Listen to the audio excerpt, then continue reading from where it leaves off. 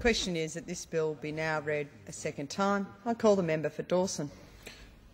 Madam Speaker, I rise to join the condemnation of this bill, the Tax Laws Amendment Temporary Flood Reconstruction Bill 2011, and I also join in the condemnation of this flood tax that the Gillard Labor government is going to slug many Australians and Queenslanders with.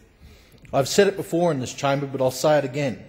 In the wake of this massive flood disaster and cyclone disaster that we've had in my home state of Queensland, which has impacted on or will impact on just about every Queenslander in one way, shape or form, the answer that this government has given is an answer that only a Labor government could give.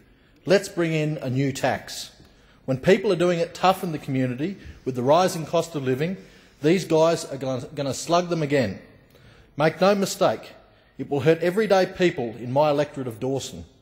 The other side seem to think that anyone earning $50,000 or over is on a good wicket, and so they should pay through the nose. The reality is something altogether different. Just in case they haven't got out of the real world lately, outside of caucus, let me give an illustration of an average young couple from my electorate. This is a real couple from my electorate, Matt and Casey. He's a minor, she's a counsellor at a crisis centre. The flood tax to be taken from them is literally hundreds of dollars, roughly a bit over $550. All the Labor spin doctors and apologists are coming out with these cheap lines about it's just the cost of a tin of beans, or it's a cup of coffee, or it's a piece of cake. A piece of cake? Get real. This young couple that I mentioned, Matt and Casey, they have a large mortgage, costing them about $700 a week. But they shouldn't worry, it's just a tin of beans extra. Their grocery bill, $200 a week and rising. But don't worry, it's just a cup of coffee extra. Matt and Casey's electricity bill, nearly $300 a quarter and rising, and Labor are going to add to it with their carbon tax. But it's just a piece of cake extra. Their rates are nearly $3,500 a year, phone bill $200 a month, fuel bill $150 a week and rising, home insurance, car insurance nudging $3,500 a year, private health cover $2,000 a year, and Labor are going to get rid of their rebate, but it's just a cup of coffee more, they say. And each month, Matt and Casey pay a combined $4,000 plus in tax to the federal government already. It's just a piece of cake, isn't it? And now you guys want more. What's made even worse is that they want more when these people have already given. Like many others who may soon find themselves having to put their hand in their pockets to pay this flood tax, Matt and Casey have actually already donated to flood relief efforts. And guess what? They actually went through Cyclone Yassi. They had to have their yard cleared of branches, debris and rubbish that was blown about from the cyclone, and yet they are still going to have to pay. This is what is so bad about this flood tax. It hits those who've already suffered. As I said before, the floods and cyclone have impacted on nearly every Queenslander in some way, shape or form, and now the Gillard Labor government is going to tax them somehow in order to help them out. I want to refer to Mitch Clark, a Proserpine local who owns Fresh Whitsundays, a fruit and vegetable company that sells its produce at the Brisbane markets. Mitch had tens of thousands of dollars worth of stock wiped out in Rocklea at the markets. He had equipment completely ruined, all a direct result of flooding, and yet he still has to pay the flood tax. I want to refer to Bowen residents, Rob and Cheryl Venard, mango farmers, who had their entire year's produce destroyed also at the Brisbane markets. They lost $400,000 in produce when the markets at Rocklea were flooded, and because they have gone to the effort to process their mangoes, the government classifies them as manufacturers, and so they miss out on any assistance provided to primary producers. That loss caused these hard-working farmers to deregister vehicles and unfortunately to lay off staff. And yet it seems Rob and Cheryl are still going to have to pay this flood tax. Then there's the many tourism operators throughout the Whitsundays, motel owners, charter boat operators and restaurateurs who have suffered from record cancellations over the Christmas holiday period, record low numbers of tourists. These people have felt the brunt of the indirect impact of these floods. At a time when they should have had a massive influx of tourists, a time that should have been the best for the tourism industry in the Whitsundays, they have had record losses. These people have felt the effects of this flood indirectly, and yet they will still be slugged with Labor's flood tax. Then there's a commercial fisherman from Bowen. These guys have not had their boats destroyed or equipment ruined, but they have had their fishing waters from Cairns through to Mackay all churned up. They tell me that there's sand and coral islands out there that a few weeks ago weren't in existence. That shows the level of disturbance Cyclone Yassi caused to their fisheries.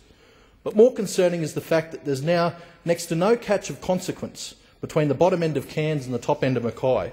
And yet, while they've had their crop per se ruined, they are not eligible for any assistance, either through a grant or concessional loan, under the current arrangements. What some of them do find themselves eligible for is the flood tax. These are salt-of-the-earth people, cut down by Mother Nature, and now the government wants to get a free kick in. These are but a handful of examples of this disgraceful situation. There are many families in Dawson and elsewhere in Queensland who are struggling in the wake of the economic effects of the floods and Cyclone Yassi. And the other side talk about mateship when they talk about this tax. All through this debate and in the media, members of the government have been selling this flood tax as if it's going to somehow rebuild people's homes and livelihoods. In fact, it was the Treasurer who deceptively tried to tie this new tax to the rebuilding of Queenslanders' homes. But the reality is the flood tax isn't for rebuilding homes. The reality is the money collected from the flood tax is going to be used for things which would normally be funded through contingency funds that are available when governments have a budget surplus. But the problem is the cupboard is bare. Labor destroyed that budget surplus through disastrous pink bats programs and other failed schemes, not to forget their $900 cash giveaway.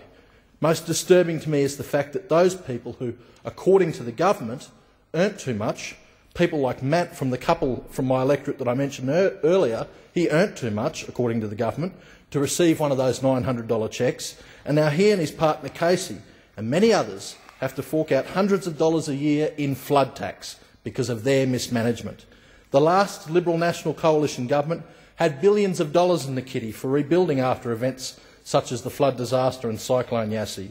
But now, because of Labor's short-sightedness and lack of ticker to make the hard decisions, we the people have to pay once again. So there's no way you can say this tax is about mateship. You don't tax your mate when he's down. It's not mateship at all. It's bastardry, an act of bastardry. You see, the argument we are having here today is not about whether we should rebuild Queensland or not. Of course it needs to be rebuilt. The Liberal National Coalition is committed to rebuilding Queensland's infrastructure. The argument we are having here today is whether you tax people when they are already doing it tough, when they are already struggling with the rising costs of living, and when they are suffering the indirect and, in some cases, as I've outlined, direct effects of Cyclone Yassi and the floods.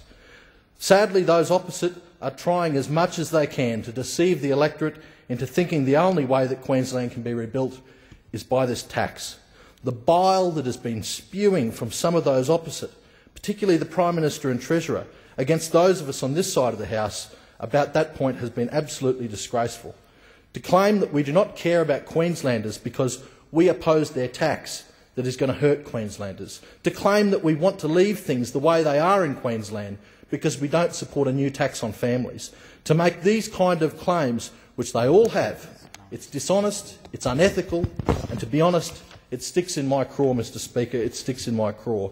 Because I was there, like so many other representatives on this side of the House. I was there in Brisbane when the floods hit. I joined Candu Campbell Newman's 20,000-strong volunteer army and helped people clean up their yards. I was there in North Queensland, in Bowen, when Cyclone Anthony hit, when Cyclone Yassi hit. I was there helping out my constituents to get the SES to fix a tarp on a roof. I was there in the Burdekin, in Townsville, going door to door, street by street, talking with residents whose homes were damaged or whose yards had become an absolute mess because of the cyclone. I dipped into my pocket to help out with the relief efforts. I'd be interested to see how many on the other side did likewise. They claim we have no compassion for Queensland victims of the flood and cyclone disasters because we don't support this tax, but I've got to say, you couldn't get any more dedicated to the cause of flood victims than the member for Wright has been. This guy has worked his guts out day and night. He was at the evacuation centres, he helped organise relief efforts and fundraisers, and he was there with the family members of those who did not make it. He was typical of many on this side of the House, working with their local residents who were hurting from this disaster, working on the ground, not coming into this place crying crocodile tears one minute and spewing venom out at us the next for apparently being heartless. The thing is, Mr Speaker, we don't need a tax in order to rebuild communities throughout Queensland and elsewhere in this nation that have had to suffer natural disasters. Don't take it from me, take it from Saul Estlake, former chief economist with the ANZ, who told a committee of this House that this tax was a political decision rather than an economic one, and that it could be done another way.